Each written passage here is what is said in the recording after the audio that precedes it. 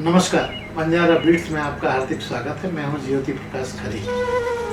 आज हम आपको मिला रहे हैं एक ऐसे ज्योतिषर चार से जो बमोहरी कला के निवासी हैं और उन्होंने जो कीर्तिमान स्थापित किए हैं उनके बारे में आज उनसे विस्तार से बात करेंगे। चलिए मिलते हैं जगदीश प्रसाद सोनी जी से। नमस्कार सोनी जी। सोनी जी, जैसा कि हमने उल्लेख किया कि आप बमोहरी कला के हैं और ज्योतिषाचार्य जा रहे हैं, आप अपना छोटा सा परिचय से हमारे दर्शकों को बातचीत शुरू करें। पहले तो आपका बहुत बहुत धन्यवाद। हम रहने वाले यूपी के हैं, मोड़ा से, और यहाँ पे हम बमोहरी कला में आए रहने के लिए। कब आए थे आप? हम बचपन से ही आ गए थे। आपके पिताजी आ गए थे? आ गए थे। मैं यहाँ पर पढ़ने आता था कक्षा 6 तो जो यहाँ के लोग आ गए सब मेरे पैसे के हैं, हमारी कैटेगरी के हैं, सब मेरे पैसे के हैं। मुझे कोई यहाँ पर परेशानी नहीं हुई। तो आपकी शिक्षा दीक्षा टोटल कहाँ तक हुई? टोटल मैं हायर सेकेंडरी चला। अच्छा, उसके बाद फिर आपने अपने पैतृक जो आपका पेशा था पिताजी के द्वारा आभूषण लगाने का काम था, वो आपने अपनाया। हाँ, कितने वर्ष तक आपने किया? तो हमने शिक्षा दीक्षा के बाद ही शुरू कर दिया।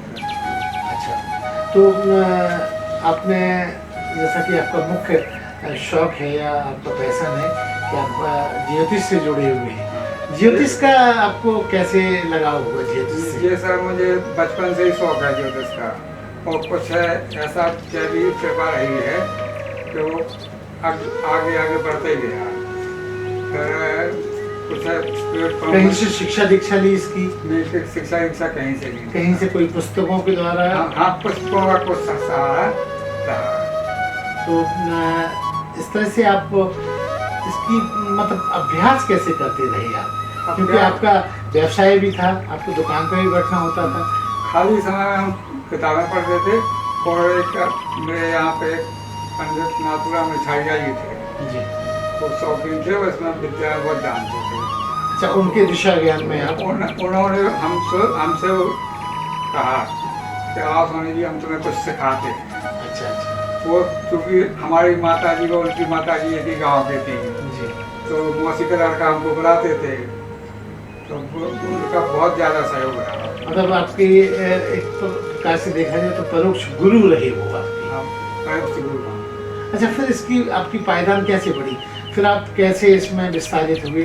क्योंकि आपने बातचीत में बताया कि बहुत सारी जगह आपको बुलाया गया, उन जगहों का उल्लेख कीजिए। तो हम सबसे पहले क्या था, हमें 2017 में प्लेटफॉर्म मिला जो अंतर्राष्ट्रीय ज्योतिष सम्मेलन था हरिद्वार में, उसमें मुझे इनवाइट किया गया। कैसे पहुँचे आप वहाँ? दिल्ली से किसी आदमी का कोई काम हो गया था मेरे ज्योतिष के माध्यम से। अच्छा, आपने उसको कुछ अनुकूल जानकारियाँ दी?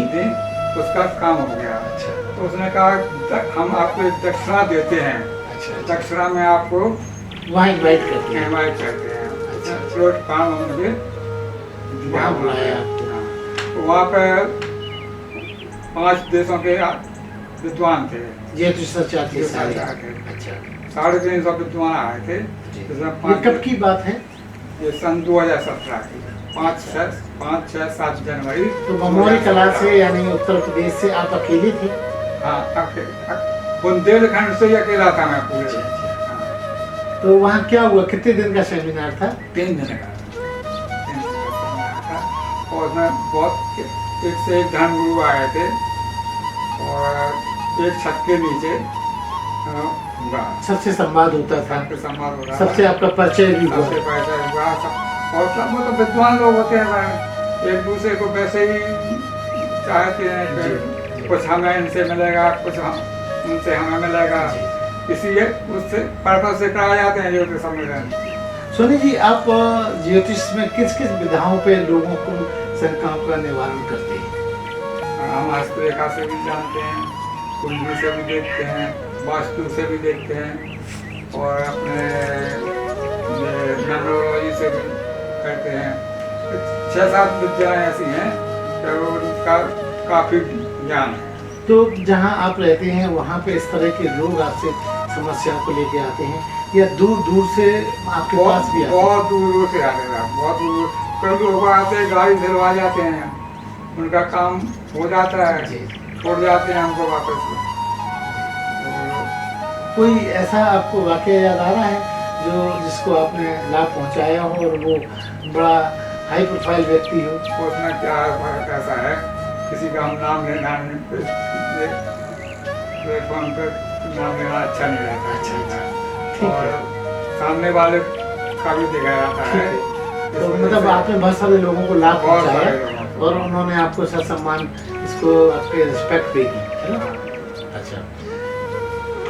तो उसमें रिस्पेक्ट पे वाला काम ऐसा है, तब मैं मानता किसी से नहीं हूँ। जी, आप मतलब इसको बतौर शौक करते हैं? मतलब शौक है, वैसे प्रोफेशन तो मेरा सोने चांदी का जुड़ा है जी, प्रोफेशन से। जी, वो एक शौक है, शौक। और शौक बस कहीं कहीं तो हम बिल्कुल निःशुल्क, जी।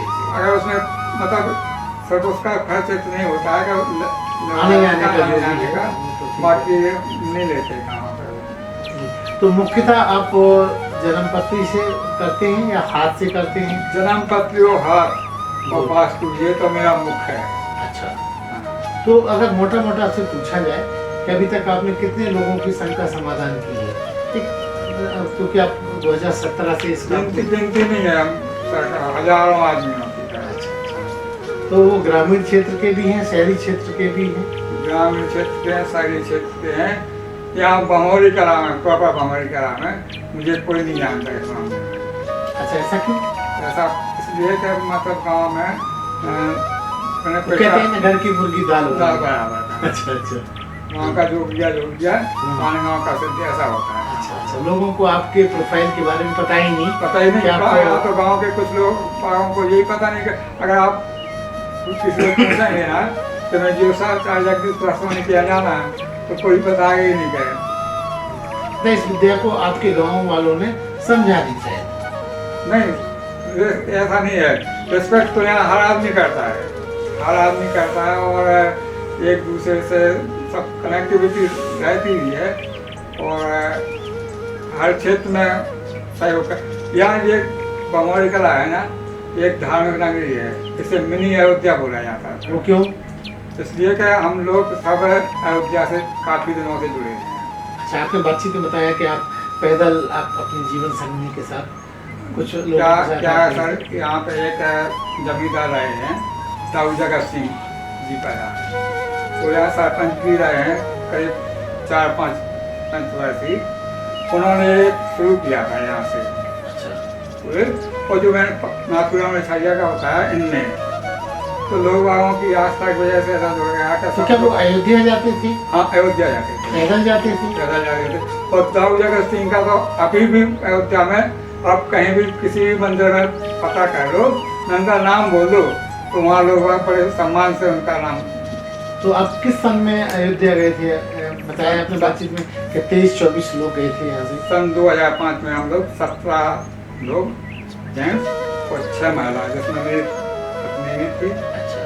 और 5 और थी, और महिलाएं? और महिलाएं थी। अच्छा, अच्छा। तो ये कहते बमौरी इसके कला। अलावा और आपके कहाँ घूम के आए? क्योंकि आपने बातचीत में बताया था कि आप टूरिज्म में या धार्मिक स्थलों में जाना पसंद करते जी, हैं। जैसे मैं द्वारका जी होके आया हूँ, और मतलब ये कुंभ जो लगते हैं, जी, जी। हर कुंभ किए हैं हमने, अच्छा। हर कुंभ भी किए हैं। पति पत्नी, हमें पता नहीं बचपन से ही क्या शौक है घूमने का, कि हम इसमें बहुत आगे रहे। तो इस सारे भ्रमण वाले आयोजन में आप अपने जीवन संगिनी को बराबर ले जाते हैं? बराबर जोड़ी से जाते हैं? जोड़ी से। अच्छा। तो आपके इस काम में आपने ये भी बताया था कि आपकी पत्नी जो है ज्वेलरी को बनाने में भी पारंगत है। हाँ, पारंगत है। ये अपने मतलब मायके से मम्मी पापा के साथ ने किया है, और मेरा कंधे से कंधा मिला के काम किया है। आपके व्यवसाय को भी संभालती है? हमारे गांव में सब लोग जानते ही हैं, अच्छा।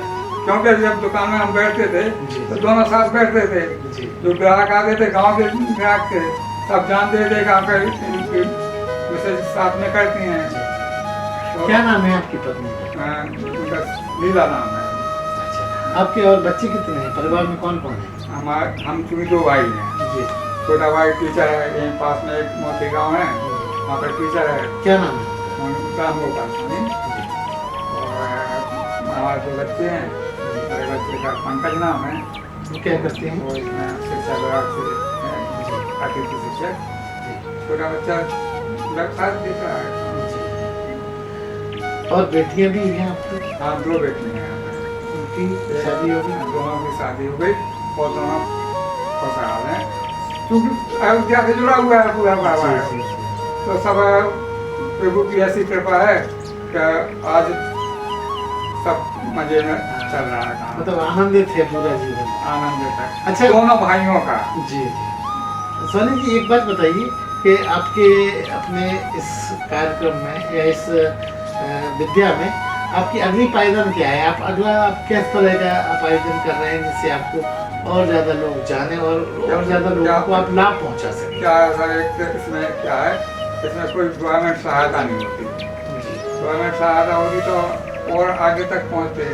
अब जैसा चल रहा है और आगे ले जाने की कोशिश कर रहा हूँ। किस तरह की गवर्नमेंट की सहायता आप चाहते हैं, उसकी ख्वाहिश रखते हैं? मतलब गवर्नमेंट की सहायता कुछ ऐसी मिला कि कोई सहयोग, कोई हम चाहते हैं इसमें एक टीचिंग वाला काम चाहते हैं कि हम किसी को और सिखा सकें। प्रशिक्षण केंद्र खोला जाए गवर्नमेंट के द्वारा। हाँ। और उसमें आपकी सेवाएं ली जाए। हाँ, हम सिखा सकें और कुछ मतलब ये विद्या और आगे बढ़े, चालू रहे आगे का। अब नेक्स्ट सवाल मेरा इसी से संबंधित है कि जब तक आप हैं, ये तो अच्छी बात है, आप अपने उत्तराधिकारी किसको बनाने वाले हैं? क्योंकि आपके 2 बेटे हैं। बेटे का तो रुझान है नहीं इस तरफ का। बेटों का ना रुझान है, ना बेटे चाहते हैं। फिर मैं ये चाहता हूँ गाँव के जैसे कुछ लोग शौकीन हैं और वो हमसे, ताकि आपके वो शिष्य बन के इस विद्या को जीवित रखें। 1-2 लोगों ने सीखा, बच्चों ने सीखा भी है।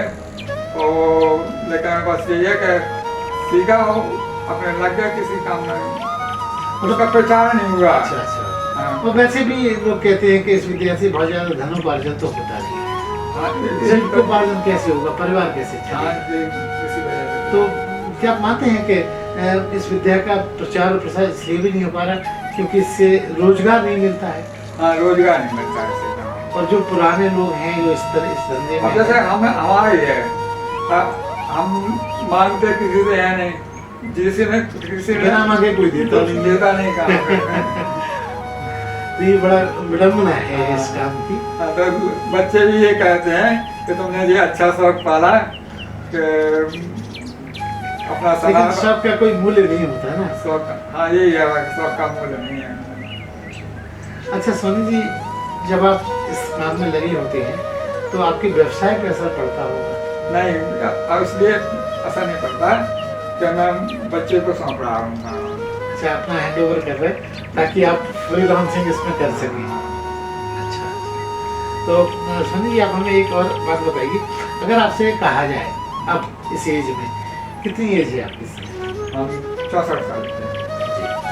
तो इस एज में अगर आपसे एक सवाल पूछा जाए कि आपकी कोई 2 ख्वाहिश, 2 आपकी इच्छाएं जो आप इस एज में आके पूरा करने की इच्छा रखते हैं, क्या हो सकती है? पहले तो देखो, मेरा सबसे बड़ा शौक ये है, ज्योतिष के अलावा मुझे कोई अच्छा लगता ही नहीं।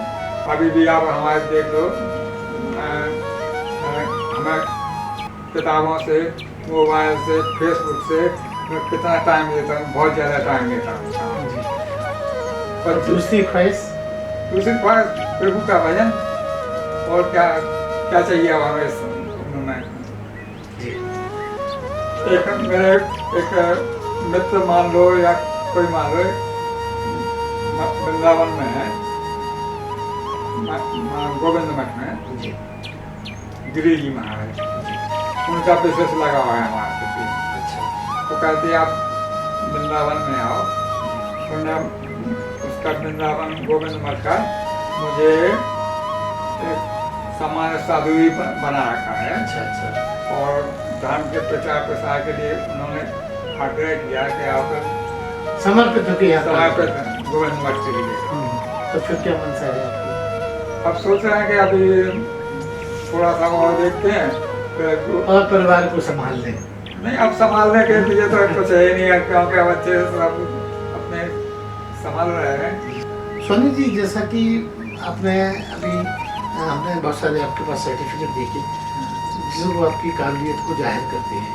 आप मुझे बताएं, आप कहाँ कहाँ सम्मानित हुए और किन किन संस्थाओं ने आपको इस मुद्दे पे बुलाया और सम्मानित किया? सबसे पहले तो मुझे हरिद्वार में सम्मान मिला, तो मैंने अंतर्राष्ट्रीय ज्योति सम्मेलन बताया ना, वहाँ से। फिर इसके बाद मुझे मोदी नगर में बुलाया गया। फिर इसके बाद मुझे वास्तु के लिए बनारस में बुलाया गया। दिल्ली में 2-3 जगह प्रगति मैदान में भी सम्मेलन हुए, उसमें बुलाया गया। फिर एक RJRAS की संस्था है लखनऊ में, तो उन्होंने फिर मुझे नियुक्ति पत्र दिया इसका, 3 साल के लिए मेंबरशिप दी। अच्छा, सदस्य घोषित किया होगा। फिर 2-3 साल जब कोरोना टाइम रहा ना, तो मेरा ऑनलाइन वेबिनार होते हुए, तो ऑनलाइन में उन्हें धन अकाउंट वगैरह पर जानकारी देते रहे। ऑनलाइन में सब कुछ सब तो कोरोना काल में आपको टेक्नोलॉजी भी सिखा दी? हाँ, कोरोना काल में टेक्नोलॉजी भी सिखा दी, क्योंकि आना जाना बंद था, तो सब मोबाइल पर चलता था, और सब वो मोबाइल पर फिर उसका सर्टिफिकेट हमें मोबाइल पर ही भेज देते थे। अच्छा सोनी जी, जैसे कोई आपसे संपर्क करना चाहे, बातचीत करना चाहे, आपसे ये लाभ लेना चाहे, तो कैसे आपसे जुड़ सकता है? क्या मोबाइल नंबर क्या है आपका? मोबाइल नंबर हमारा है 9981 43 14 07। मैं एक ही नंबर चलाता हूँ। वो व्हाट्सएप का भी नंबर है? व्हाट्सएप का भी वही नंबर है, मैंने आज तक नंबर बदले ही नहीं जब तो से लिया। अगर किसी को आपकी सेवाओं की जरूरत है तो वो आपके इस नंबर पर संपर्क करें हमसे। अच्छा, और नहीं तो हमारे पास आए। जी, आपके पास आने के लिए मऊरानीपुर आना होगा। मऊरानीपुर से 10 किलोमीटर दूर बमोरी कला, जो कि मध्य प्रदेश और उत्तर प्रदेश की सीमा पे है। हाँ जी, है ना? तो आपसे मुलाकात की जा सकती है। कोई खास दिन आपके हैं या कभी भी आ सकता है? नहीं, कोई खास दिन नहीं है, हम तो घर पे रहते हैं।